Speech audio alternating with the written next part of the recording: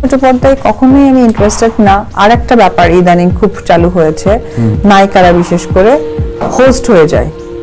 হ্যাঁ, লাইক সে হোস্ট হয়ে যাচ্ছে, উপস্থাপনা করতেছে, কমেডি হচ্ছে নায়িকা একজন, অনেক কিছু মনে করেন এমন কমেডি হয়ে গেছেন যে আমাদের বাংলাদেশের প্রখ্যাত কমেডিয়ান যারা আছেন, তেলিসা আহমেদ আঙ্কেল, যদিও দিলদার আঙ্কেলকে আমার দেখার সৌভাগ্য হয়নি, ওনাদেরকে বা আমাদের কিছু নাসরিন আপা আছে তাদেরকেও ছাড়িয়ে যাচ্ছে, কথা থেকে শুরু করে গান থেকে শুরু করে, কখনো কখনো মমতাজের গান গেয়ে ফেলছেন, মমতাজ আপার গান গেয়ে ফেলছেন, কখনো বা মরার কোকিলে চিল্লাচ্ছেন, কখনো বা মনে করেন শাবানা ম্যাডাম সেজে যাচ্ছেন।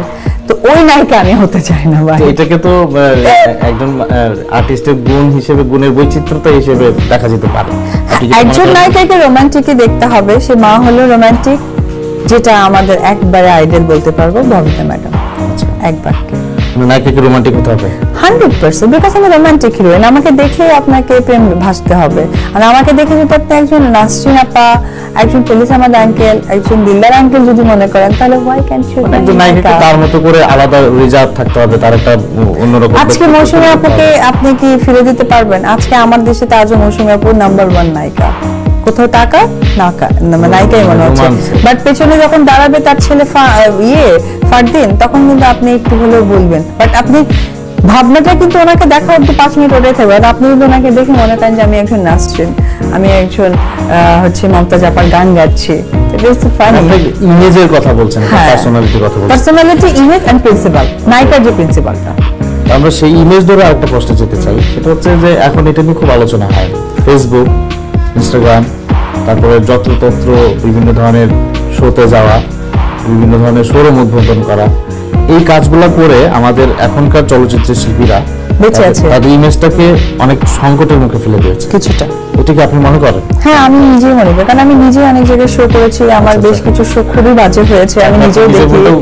হ্যাঁ, আমি আমার কিছু কিছু ডিসিশন এত ভুল ছিল, আমার বেবির পর পরে বেশ কিছু শো করেছিলাম যেগুলো আগে ভাইরাল হয়নি, বাট ভেরি রিসেন্ট ভাইরাল হচ্ছে, তাতে করে অনেকে ভাবছে অপু কি এখনো মোটাই আছে, বাট এটা আমার জাস্ট বেবির পর একটু আমার যে ডিসিশন ভুলগুলো ছিল, আমি একটু ডিপ্রেশনে ভুগছিলাম সামটাইম, বিকজ আলটিমেটলি আমি তো হিউম্যান বিং, রক্ত মাংসের মানুষ।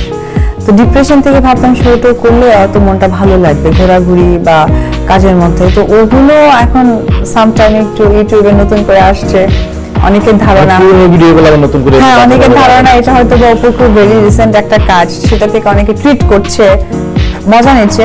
I have never mind, because I know আমি মাদার, আমি মোটা হয়েছিলাম, আজকে আমি শুকাচ্ছি।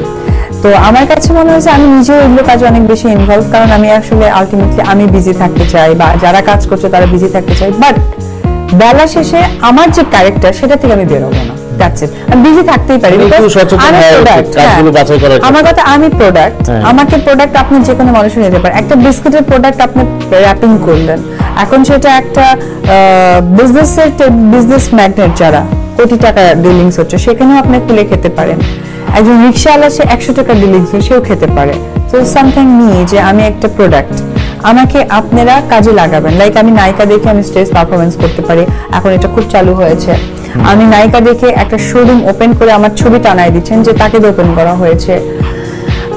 একটা ধরেন ভালো কোনো কালচার বা কর্পোরেট প্রোগ্রাম গুলো যাচ্ছে, আমাকে ভালো রেমুনারেশন আমাকে নিয়ে যাচ্ছে, that is called I am a product.